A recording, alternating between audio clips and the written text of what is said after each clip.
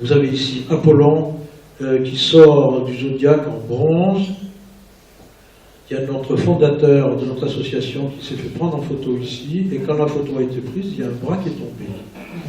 Et alors, ce qui est très intéressant, c'est que cet observatoire est toujours en fonction. Il y a 5 coupoles, toutes équipées de télescopes. Alors, vous ne les voyez pas très bien ici, mais toutes fonctionnent. Et ces télescopes ont une spécialité, ils recherchent les petits corps, et un sujet que notre ami Jean-Pierre adore, les étoiles doubles.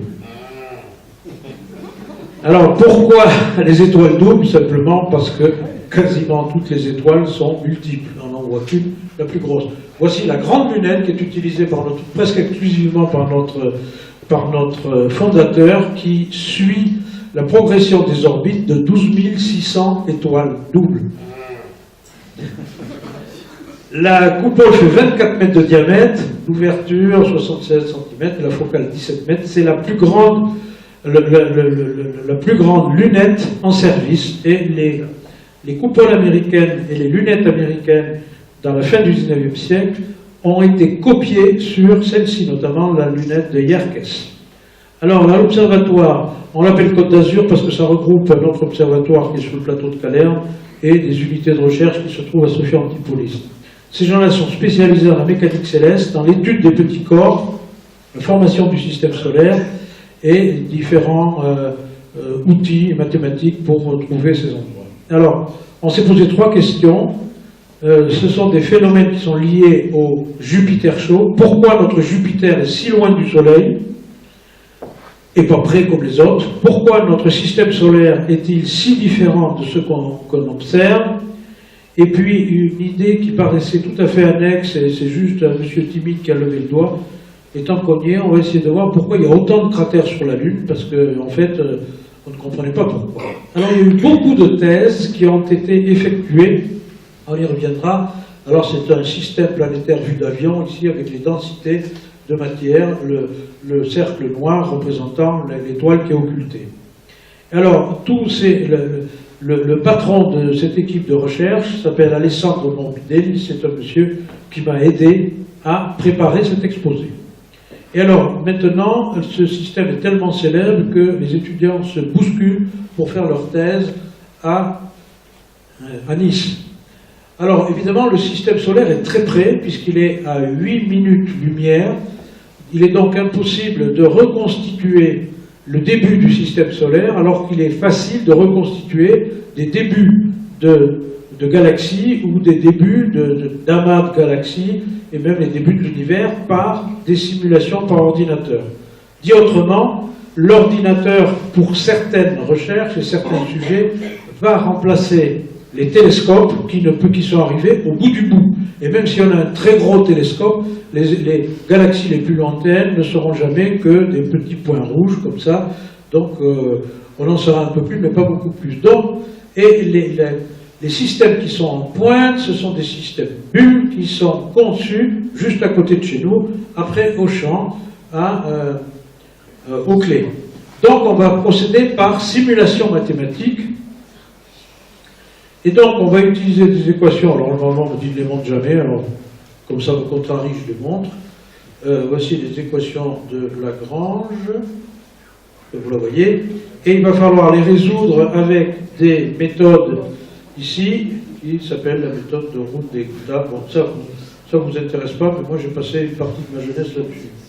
Alors, ça permet, il faut savoir qu'en mathématiques, on peut aligner des tableaux et des tableaux d'équations. Par contre, lorsque on veut aboutir à un résultat concret, il faut faire de l'analyse numérique avec des méthodes qui sont assez compliquées. Donc, d'une part, il faut des équations de Lagrange pour avoir pour calculer les orbites.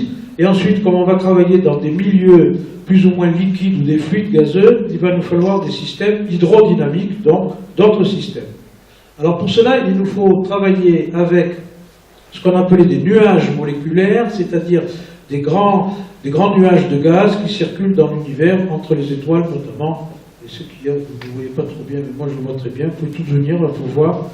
Ce sont des nuages moléculaires, ça veut dire son nom, c'est pas comme nos nuages qui ont de la vapeur d'eau, c'est des nuages qui contiennent des molécules. Alors voici ça, vous avez, vous voyez pas bien là-bas, la tête de cheval. sur Orion, et là voilà en gros. Donc on va calculer la dynamique du disque primitif. Alors la gravitation va entraîner l'effondrement au sein de certains nuages moléculaires. Alors cet effondrement va se faire premièrement par de la condensation de gaz et de poussière, qui va donner lieu à non pas des étoiles isolées, mais des amas d'étoiles, et l'unité de compte là va être l'amas d'étoiles, ce qui veut dire que quand le Soleil est né, il y avait d'autres étoiles à côté, que nous sommes en train de chercher. Deuxièmement, il faut un facteur déclenchant pour que cet effondrement ait lieu. Ce sont généralement des ondes de choc qui sont dues soit à des vents stellaires, soit à des explosions d'étoiles, soit par des passages de bras dans des galaxies. Vous savez, vous l'avez vu lors de mon dernier exposé l'année dernière, les galaxies ont des bras, les étoiles ont un mouvement à peu près indépendant, lorsqu'elles traversent des bras, ça fait un bazar incroyable. Et ce sont des nuages extrêmement grands qui peuvent faire jusqu'à 480, alors généralement je me trompe, mais Didier me corrige toujours, 480 milliards de kilomètres. Si je me suis trompé, tu me diras la sortie comme d'habitude. Et la lumière met 50 ans à le traverser. Alors toujours par conservation et transfert du moment cinétique, tous ces nuages tournent entre eux et vont tourner progressivement en s'aplatissant, et vous voyez qu'un système solaire va commencer à émerger là. Alors voilà un peu ce que ça peut donner. Vous remarquerez la beauté du film. Vous voyez, ça c'est nous, ça, vous voyez, là, ça c'est notre planète, là. Alors vous voyez, il y a beaucoup de nuages moléculaires, et c'est pour la raison pour laquelle on travaille avec la mécanique des fluides. Alors, vue d'avion, voilà ce que ça donne. Je ne sais pas trop où l'avion pourrait se placer, mais enfin, vous allez voir, ça donne du vide, progressivement, ça donne des traînées, ça donne des boules, ça donne des bulles, il y a beaucoup de bulles, il y a des bulles de bulles. Hein, je vous rappelle je vous rappelle pas, je vous annonce que les équipes de recherche qui sont en pointe sont à l'université de Saint-Quentin-Yvelines pour tout ce qui concerne les bulles dans les systèmes stellaires. Bon, j'aimerais bien que ça s'arrête. Peut-être, là, non, voilà. Voilà, vous avez vu, il y a des étoiles qui vont... Mais ça, c'est pas un dessin animé, hein, ce sont des choses qui ont été reconstituées par des thésards. Donc, les disques protoplanétaires, c'est-à-dire au début des planètes, ont à peu près 200 UA, donc vous faites la multiplication par 150 millions. Il y a deux disques, un disque interne et un disque externe, et la masse est à peu près 300 masses terrestres. Alors, vu de profil, voilà ce que ça donne. Plus on arrive, de par la mécanique céleste, plus on s'approche du centre, c'est-à-dire de l'étoile, le disque va s'aplatir, et au contraire, il va y avoir comme un cornet qui va se faire avec des phénomènes d'ionisation sur les bords. Donc, les gens qui ont commencé à chercher se trouvent à Grenoble. Ça s'appelle IPAC, vous voyez pas ce que ça veut dire Institut de planétologie et d'astrophysique de Grenoble. Donc, à l'origine de ces recherches, c'était des gens à Grenoble qui travaillaient, eux, depuis Grenoble, mais par Internet, avec le VLT, et ils commençaient à voir des choses un peu comme ça, notamment dans une étoile qui se trouve dans l'hémisphère sud, qui s'appelle Pictorix, et il y a un coronographe, c'est-à-dire un cache qui permet de ne pas voir l'étoile, et on commence à voir les ondulations des messages, des nuages. Et alors, bon là, il n'y a pas le feu, hein, on utilise des couleurs artificielles pour montrer qu'il y a des jets de gaz de part et d'autre. Alors c'est quelque chose de gigantesque parce que vous voyez ici l'échelle, vous voyez là l'échelle de l'image, ça c'est l'orbite de Saturne, donc, et vous imaginez un peu Saturne qui se trouve à 9 UA, ce que ça peut donner. Alors aussi l'étoile qui se trouve ici, et puis quelques années après elle se trouve là, et on voit qu'elle tourne. Alors ça, je passe, c'est des calculs. Alors on commence à prendre des photos de tout ça, il y en a beaucoup, ça c'est dans la constellation d'Orion. On commence à calculer également, ce sont des recherches qui sont en cours, la constitution interne de ces nuages qui tournent. Vous voyez, il y a des mouvements un peu dans tous les sens. Alors voilà un peu comment ça sort d'un nuage de cette façon. Voici une proto-étoile, et voici les disques avec les sortes de météorites finalement qui tournent là, vous voyez, en forme de poussière, et qui vont devenir, vous voyez ici, des futures planètes.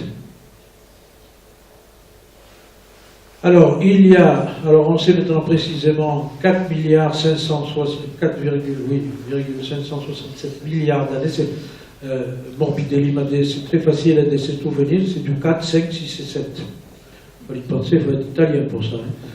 Temps zéro pour comprendre les évolutions. On pense aujourd'hui que le Soleil est né dans un amas d'étoiles, et là on pense qu'il y a eu à peu près entre 1000 et 10 000 étoiles dans un nuage qui faisait entre 6 et 20 années-lumière de diamètre. Et les corps de la ceinture de Kuiper, c'est-à-dire au-delà de Neptune, ont été chassés vraisemblablement par des passages d'étoiles secondaires parasites qui s'enfuyaient. Il y a d'ailleurs 2 personnes qui font des thèses là-dessus en ce moment. Alors le facteur déclenchant, eh bien, ce sont des supernovae, c'est-à-dire des étoiles qui explosent.